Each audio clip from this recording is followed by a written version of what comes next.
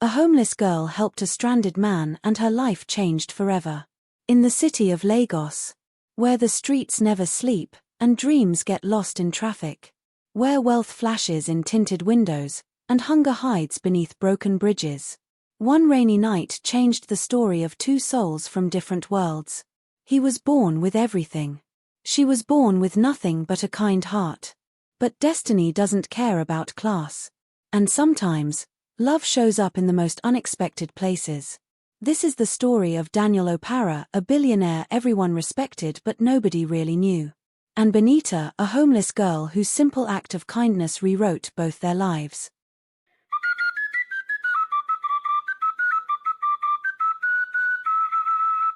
Rain lashes down like punishment from the sky.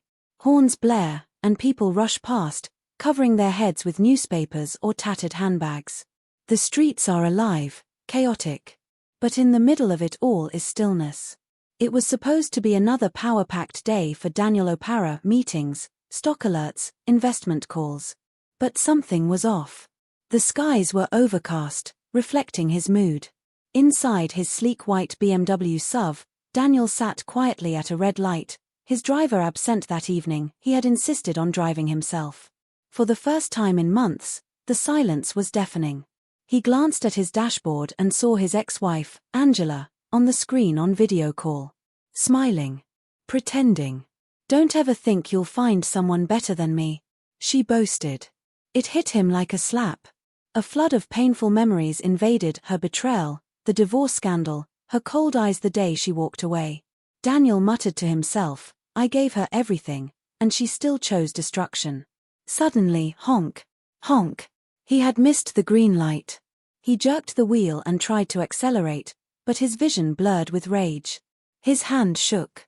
A blaring truck horn screamed in the distance. Screech, bam. His car spun out of control. Tires screeched. Metal collided with concrete and flesh slammed against airbag. Silence. Then chaos. Crowd gathers. Lagos doesn't sleep and neither does its curiosity. As Daniel's crumpled SUV steamed on the wet road and debris from the impact scattered on the road, dozens of people gathered, not to help but to document. Phones flashed. Laughter mixed with shouts. A man said, "It is one big man that crashed. Oh. He is still breathing. Check well. Instead of people to help rescue this man, you are all busy recording. Social media will destroy this generation." One woman lamented. Still, no one moved close. But in the distance, under the cover of a flyover, Benita, barefoot and alone, watched and could not believe that nobody cares to help. She pushed her way through the crowd. She didn't have a phone or umbrella. Just her instinct. "Please make way for me. He is bleeding," Benita yelled as she passed through the crowd. She climbed the side of the damaged car, opened the passenger door, and saw Daniel unconscious, bleeding from his forehead. Sir, please wake up. Do you hear me? Sir, I beg," she pleaded with Daniel to wake up. She pulled him out of the wreckage and sat on the road with injured Daniel unconsciously resting on her back. She supported his head, whispering, calming, "You're not dying today. Not on my watch. Please sir, stay with me." She looked so terrified and worried and silently prayed to God to save Daniel's life. She doesn't know him or who he was, but her caring heart could not allow her leave him in that state. Daniel was later rushed to the hospital by an ambulance and he was moved straight to the ICU in his unconscious state. Benita sits under the bridge looking worried. She was willing to check how he was doing but had no clue which hospital he was taken to. But he kept praying to God to revive him. Days later, inside a private hospital, where the likes of Benita would not even be allowed in, were beeping monitors. White sheets and quiet air. Daniel slowly opened his eyes. Blurred ceiling tiles came into focus. An unfamiliar nurse smiled at him.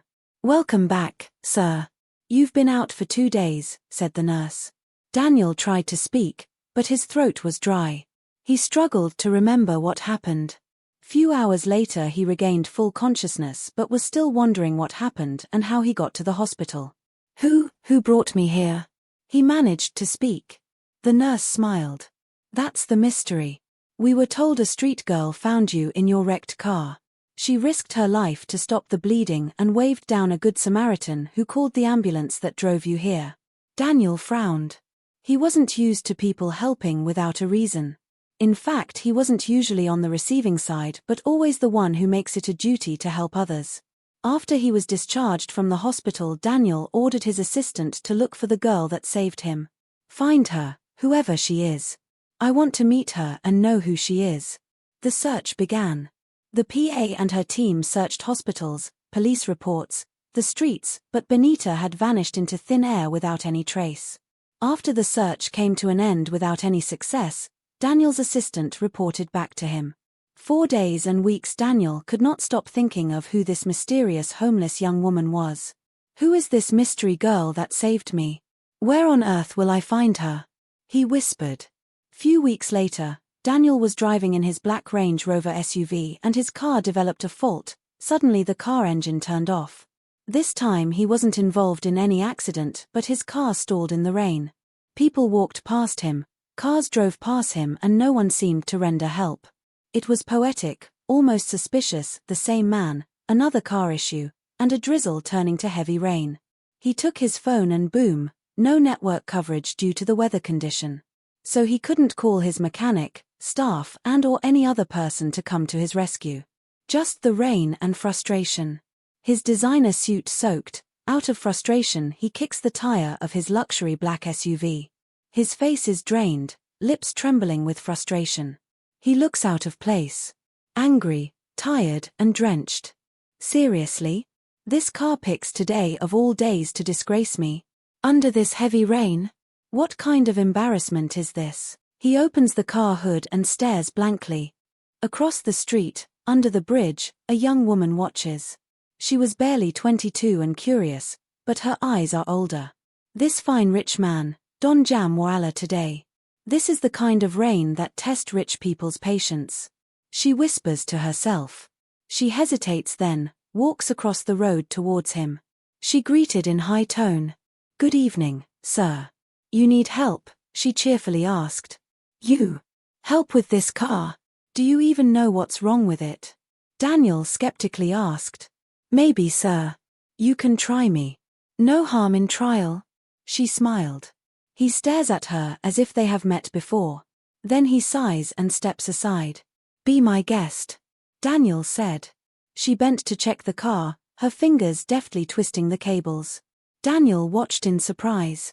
A few minutes later. Now try to start the car. Gently, Benita said. Daniel jumped inside and switched the ignition on, though without any hope of it starting. Suddenly the engine roars back to life as he cranked the ignition. His face was filled with smile as the car started and was ready to go. He jumped down. What? You fixed it? How? Daniel exclaimed in shock. Street life does not disappoint. You learn or you suffer. She shrugged. It was only then that Daniel remembered who she was. You again? Daniel exclaimed, his eyes widened. It was her. You. You're the one that saved me from the accident. Sir, you make crashing cars a habit, or is this city angry at you? She joked. They smiled, awkward but real. I've been looking for you. I owe you my life. Daniel genuinely said. Ogre, you don't owe me anything, sir. You were in trouble and I helped. She said. You fix cars too? Daniel asked. I fix people, machines, and many other things. Life taught me all. She responded. Rain poured harder, but Daniel felt something warm. For the first time in years, he wasn't calculating or judging. He was seeing. What's your name? Daniel politely asked. Benita. And she turns to leave. Wait. Take this. You deserve it. Daniel offers her huge amount of cash. What is this, sir? My kindness is not for sale. I didn't help you for money. But, if you get leftover food, there are kids under that bridge who haven't eaten. That would help. As she walks back into the shadow, she whispered. If I sell my kindness, it is no more kindness. Daniel stood there speechless, watching her as she walks away. He has never met a character like her before. And from that moment, something began. Not love. Not yet. but a quiet shift in the heart of a broken man and who felt genuine love and care from a girl forgotten by the world. Daniel lives in a huge beautiful mansion that overlooks Victoria Island, Lagos, glittering with wealth. But inside, it's quiet. Too quiet for a man like him with so much wealth. He walked barefoot through the marble floors, still thinking of that homeless girl. Her contagious smile, kindness and sincere care without expecting anything in return. Those are the qualities of the kind of a woman that he desires. He sat down and could not stop thinking about Benita and the mark she had left in his heart. She is homeless, suffering, yet she walked away from such huge amount of money. Who does that in Lagos? Daniel whispers to himself. His head was filled with images of Benita's face, and the sincerity in her eyes. Who are you, Benita? Daniel questioned himself in silence. The next day, as morning breaks on Lagos mainland, the sun fights its way through polluted clouds. Benita sits under a torn umbrella with 2 kids, sharing a loaf of bread and sachets of water. Auntie Benita, that man from yesterday dashed you 1 million naira? The boy asked with a smile. If he gave me 1 million, you will be eating pizza this morning, not this dry bread. Benita responded. Suddenly, a sleek black SUV slows and parks nearby. Daniel steps out of the SUV. Good morning. Do you still fix cars, Benita? Benita smiled. Ah, so fine boy you again. Are you following me? Or your car breaks down every morning? Maybe. Or maybe I came to say thank you properly. Please could you join me for breakfast? Benita hesitated. I don't have fine clothes for that kind of place. It's street food, no fancy restaurant. You can come with your friends too. Daniel responded. They sat in front of a roadside booker and ordered for food. As they ate, Daniel started a conversation with Benita. What's your story, Benita? You're too smart to be on the street. Daniel inquired. Sir, my life story is too long. I have all day to listen to your story, Benita. I don't know my father. My mother died when I was 12. My stepfather refused to train me in school. He said girls have no place in school and he sent me out to serve people as maid. I was treated so badly as a maid and I ran. I have been running since. Benita explained softly. Your story is so touching. Have you ever thought of going back to school? Daniel asked. Dreams are expensive, sir. I am managing with reality. Benita said softly. Daniel looks at her with so much affection.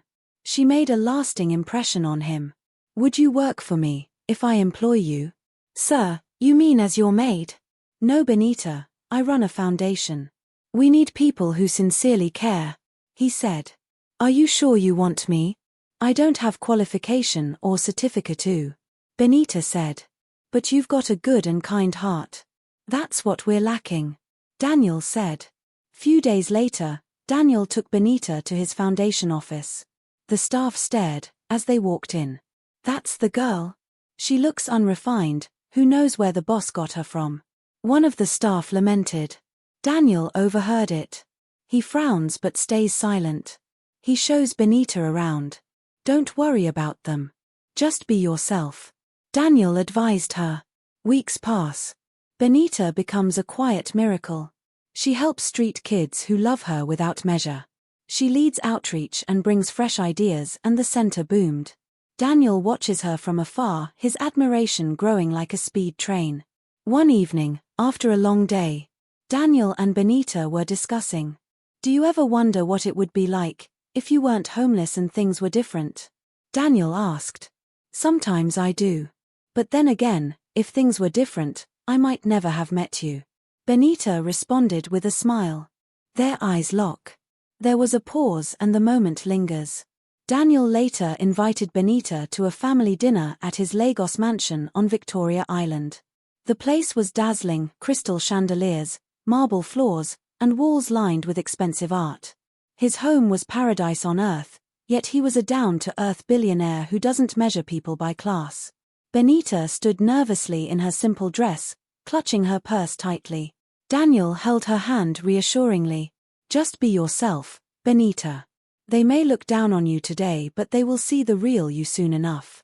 As Daniel and Benita walked in side by side into the house, Daniel's mother and his elder sister frowned at them.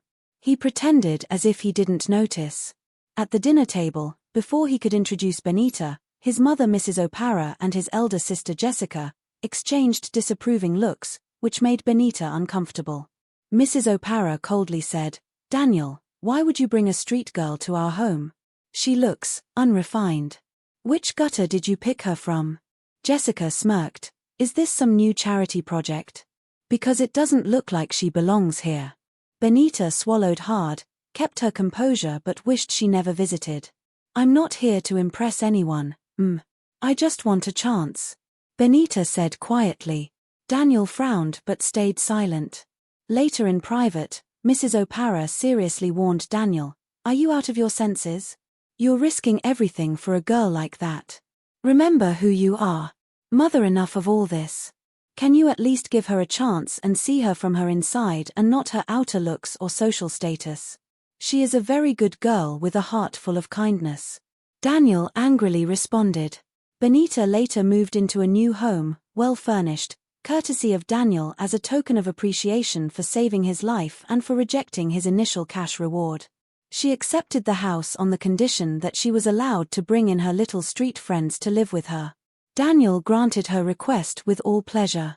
The knowledge of the house Daniel gifted Benita angered his mother and sister. The mother frowned at him and reminded him once again that Benita was a gold digger and she would not accept her as a family. "Daniel, are you out of your mind? I heard that you bought that lowlife a house. What exactly is your plan with that riff-raff of a girl? Listen and listen good, I will not accept her into this family. She is a low class for crying out loud. But mother, my heart beats for her. She is a very good girl that needs only our love and care to bring her up to whatever standard you desire," he responded. When Daniel invited Benita over to his house again, she declined due to the unwelcoming attitude of his family. He continued persuading her, and when she finally visited again, the unimaginable happened. Daniel's sister started looking for her expensive wristwatch gifted to her a few weeks ago by her husband. To the surprise of many, the watch was found in Benita's handbag when she was searched. She claimed she never knew how the watch got into her bag. Nobody believed her, but Daniel did. "Sir, believe me. It is true that I lived in the street, but I have never stolen from anybody before. I swear on my late mother's grave I am not a thief," she cried. Daniel consoled her. "Benita, you should stop crying. I know you didn't steal the watch, I believe you." Daniel later took her home and assured her that he would get to the bottom of the whole matter. As he returned back to his mansion after dropping Benita, his mother, Mrs. Opara, spoke with Daniel. "My son, isn't it obvious and very clear that this girl does not belong here? She is not only a low class but a thief as well." "Mother, yes. Benita might have lived in the street for long, but I can bet my life, she is not a thief and will never be. I love her and nobody, including you or my sister, can stop me," he warned and angrily left. Daniel was heavily troubled because of how Benita was humiliated and labeled a thief by his family. Fortunately for him, the next day, he overheard his sister boastfully telling their mother that she would so deal with Benita if she did not leave Daniel. "Mother, what happened was just the beginning. I planted that watch in her bag and will even do more if she doesn't leave my brother. How can Daniel buy a house for a street girl he just met? I think she is using something on him," she said. Unknown to them, Daniel heard everything and confronted his mother. "Mother, you are really making me to lose respect for you. How could you stoop this low with Jessica just to frame an innocent girl you have refused to give a chance? If you continue with these evil plots of yours, you will not only succeed in chasing Benita away, but you will also lose your only son. It is a promise," he said. He checked on Benita at her house and didn't find her. He tried to call her on phone, but she never picked his calls. He then drove straight to the streets, under the bridge he parked. He sat in his car for hours hoping to see Benita, but she never showed up. Daniel returned home heartbroken and did not know how to convince Benita that he loves her no matter her background. Meanwhile, Benita resurfaced on the streets. Some old friends gathered around and pressured her to return to the hustles and ditch the rich guy and his rich family if they refused to accept her. In short, "Who's that fine guy you are hanging out with lately? He looks very rich." "Is he?" one teased her. I am not sure they will accept you, Benita. The other said. He is a billionaire, but it's not about money. I'm just trying to build a better life for all of us. Benita responded. A few days later, Daniel found Benita and managed to bring her to his mansion. This time around, they had no company, no Mrs. Opara, no Jessica, only the two of them and the big mansion. As they sat in the living room, Daniel spoke with frustration. My family doesn't want you just because they see your background, and they judge. They don't know the real you. But sir, I'm not here to be your family's darling. I just want to be accepted for who I am. I don't even care if you are rich or not. I only accepted to be with you because you are a good man and you deserve to have somebody in your life that genuinely cares. In fact, if I knew you are this rich, I wouldn't have accepted the invite in the first place. Now they see me as a gold digger because of my background. Benita hurtfully said. Daniel was torn apart by her statement, but he was trapped between love and family pressure. Benita, the truth is that I am deeply in love with you despite our social difference. The world may judge your background, but I see your heart. And I will fight for us, no matter how difficult. Please sir, I beg, don't waste your energy and time fighting for us. It is obvious that we don't belong together. And your family will never accept me the way I am. Please look for those slay queens that fit your class, who your family will gladly accept. I am just a common homeless street girl, who happened to find favor in your sight and nothing more, Benita said. She left Daniel's home that day without giving him any hope or assurance for a romantic relationship with him. Daniel struggled to understand why a girl in her situation would rather choose dignity over luxury and affluence. He was quite amazed to see a Lagos girl in her shoes reluctant to jump into a relationship with him even after knowing his worth financially. The more Benita distances herself from Daniel, the more his love for her increases. A few days later, Daniel's ex-wife Angela suddenly appears, stirring trouble. She wants Daniel back and sees Benita as an obstacle. Angela approaches Daniel's office with confrontation. Daniel, we need to talk. Talk about what exactly? Daniel questioned. About us and about our future, of course. Daniel was furious. You better leave my office now, before I do something we will both regret. As Daniel sat alone in his living room overlooking Lagos at night, the city lights flickering like stars. His phone buzzed, a message from Angela. Let's meet. We can fix this. He stared at the screen, conflicted. Memories of their past flashed, laughter, promises, but also betrayal and cold silences. His heart ached. But Benita's kindness, strength, her genuine soul despite her struggles. No, I can't lose her. Not in a million years. Daniel whispered. Meanwhile, in the circle of the elites and Daniel's colleagues and staff, rumors spread that Benita used charm on Daniel to milk his wealth. That she was only after Daniel for his money. People whispered and mocked her. If not charm, how do you explain Daniel gifting her such a house just few weeks after meeting her? One said. One evening, as she Benita stood near the bridge, a group of young men approached her. They were hostile. You think you're better than us now? Balling with rich guys and billionaires? Benita stood firm, eyes steady. Who are you guys? Where do you know me from? I'm not better than you or any other person for that matter. I'm just trying to live right. The tension escalated, but before it turned violent, Daniel arrived at the right time, driving a black SUV, and honked loudly. The gang scattered. Daniel stepped out. This is my girl. If any one of you has a problem, then deal with me first. He took Benita and sped off. Daniel has been monitoring his mother and sister's movements and phone calls after the last incident took place. He had overheard her mother making suspicious phone calls to unknown thugs, giving them information about Benita and how they should attack her. So he arrived on time at the spot and rescued Benita before the attack could even take place. Daniel, determined to prove his family and his ex-wife how much he loves Benita, decided to introduce her to his social circle. He attended a charity gala night with Benita, who looked quite different from the homeless girl they previously know. He introduced her to his world of glittering outfits, champagne, and high society. Benita felt out of place at first, in her simple dress, surrounded by polished faces and influential dignitaries. When Benita walked hand in hand with Daniel, Some guests talked and whispered behind her back. Why should Daniel grace this noble occasion with a girl that has no name or proper address? Daniel noticed the cold stares and heard the whispers, but he took her hand and walked proudly to the stage. This is Benita, my woman. She's more valuable than any diamond you can imagine. GE proudly introduced her to the world. He later left the stage for Benita and she delivered an emotional speech about life in the street, kindness, resilience, and hope. She emphasized on how the Daniels Foundation could impact more in bettering the lives of homeless street kids and the forgotten alike. Tears streamed down faces, even Daniel's proud mother, who had disliked Benita for being poor and low class, wiped her tears discreetly. The crowd applauded loudly, breaking the barriers of class and judgment. When Angela noticed that Benita had gradually won the heart of Daniel's family and colleagues, she became furious and tried to sabotage Daniel's business deals and spread lies about Benita once again. The rumors spread like wildfire within the company. As the rumors from Angela's sabotage circulated, Daniel's board members called for an emergency meeting.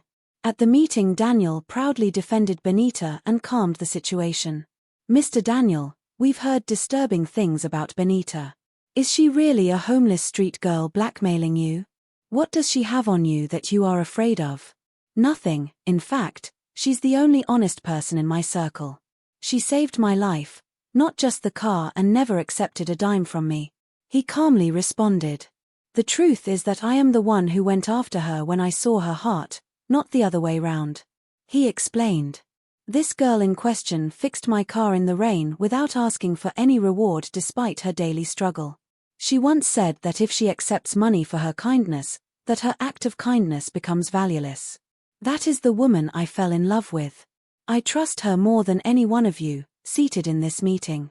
After Daniel's clarification about Benita and what he feels for her, she was later offered an official role as Director of Outreach in Daniel's Foundation. She oversees the affairs and welfare of the street kids and dwellers. Months later, Daniel surprised Benita with an engagement on the street surrounded by street kids. Not in a fancy venue, restaurant, garden, but under the same bridge where she formerly lived. He kneels. Tears stream down her face. In the background was a chorus from children holding hand-drawn signs, "Say yes, Auntie, yes. 1,000 times, yes. I will marry you." It was such an emotional moment for a girl who had lived almost all her life in the street but finally found love from an unexpected place. Just because she has a heart of gold, full of kindness, care, and genuine love not based on material gains. They later got married and she was wholeheartedly accepted by Daniel's family and colleagues after they saw who Benita really was. A new building rises in the mainland, the Benita Hope Center. She offered free shelter, school, skills training. Benita and Daniel stood together as the new center of hope was opened to the public. She is no longer a homeless girl. She is now a leader, a giver of hope to the rejected and a symbol of grace. They say love doesn't grow in chaos. But Lagos proved them wrong, because one girl chose kindness in the rain. And one man chose to look beyond appearances. And together, they changed the narrative. In a city where everyone rushes, where no one stops to see the pain in another's eyes, one homeless girl chose kindness over convenience. She had nothing, no house, no shoes, no title. Yet she gave the only thing she had, her heart. And that act, that one, selfless moment in the rain, it rewrote her story. It melted a billionaire's frozen heart. It shattered the pride of the rich, and gave hope to the forgotten. They said she wasn't his class. But love doesn't obey categories. It doesn't follow rules written by men. Today, she's not just his wife. She's his reason to live. His second chance. His sunrise after a stormy night. And him. He's no longer the broken man behind a steering wheel. He's the man who found purpose, in the arms of a girl no one noticed. So remember this. Never underestimate the power of kindness. Because the one you help today might just be the doorway to the life you've always prayed for. Please kindly like, comment and share this story. And if you haven't, just hit the button and subscribe to African Tales by Bro Divine and make sure your notification bell is switched on for more inspiring African stories. Thank you for watching. Remain blessed.